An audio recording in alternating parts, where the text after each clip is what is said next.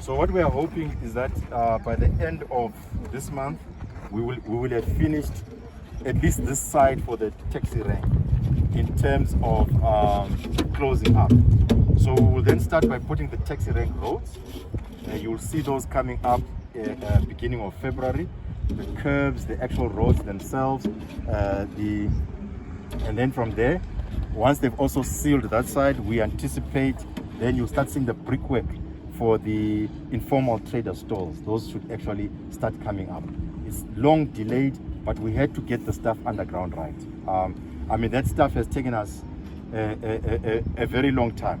I mean, just to show you, if you look at, there's a line here. If you look where that guy is walking, you can see there's some manholes there. There's actually a line that runs there as well. But you can't even see the line because it's been buried long time ago. It's been ridden over by trucks and everything. So the infrastructure, at least we know we've got good infrastructure underground. We are then happy to come out of the ground. But we had to do it that way. There was, unfortunately, we just didn't have any other choice.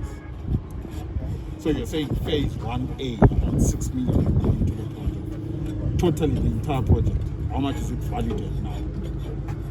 How much is it valued at? Yeah. How much do you anticipate to put in? All the total project. Yeah. Well, at the moment, you must remember, phase 2, we haven't looked at phase 2 and 3 because phase 2 and 3 at the moment is not currently supported by the tenant demand because I think the economy still needs to pick up a little bit more so that the tenants who are meant to go in there, the fashion tenants, the cosmetic tenants, those type of tenants, the anchors are meant to go. So previously, for example, we had allocated space for Edgar's, we had allocated space for Jet, we had allocated space for Pep, we had allocated space for power sales and so forth. Those were kind of like our fashion people that we wanted in there.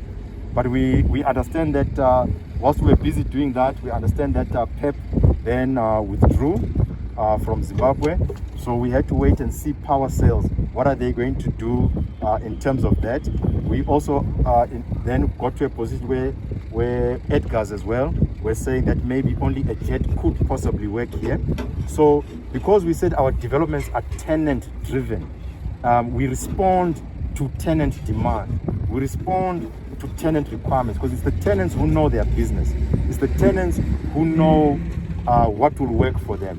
So at the moment, phase 2 and 3, we're not yet there. We're just focusing on phase 1A and phase 1B.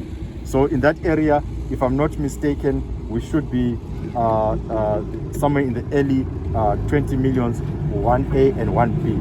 But we've got a big advantage.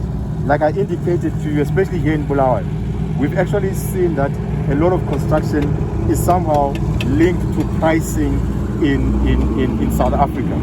Because it's linked to pricing in South Africa, the depreciation of the South African rand versus the dollar has actually helped our construction inflation. So that's why I was saying earlier that construction inflation has not really gone up. It's actually slightly even, it might be releasing as well. That's been a very big advantage of the rand depreciating against the dollar. So that works in our favor in terms of this project because it brings the South African rand pricing down in US dollar terms. So you say the taxi rank will be handed over to the council when? So the taxi rank, in terms of the program, I think it was somewhere, was it mid-April? Around there, where we want to complete the taxi rank and then we want the taxis to come back. So what we're going to do, we're going to move the holding backwards. The taxis and the Zupco buses, the Zupco taxis, Zupco buses, they then come back on site and then we continue this side focusing on the informal traders.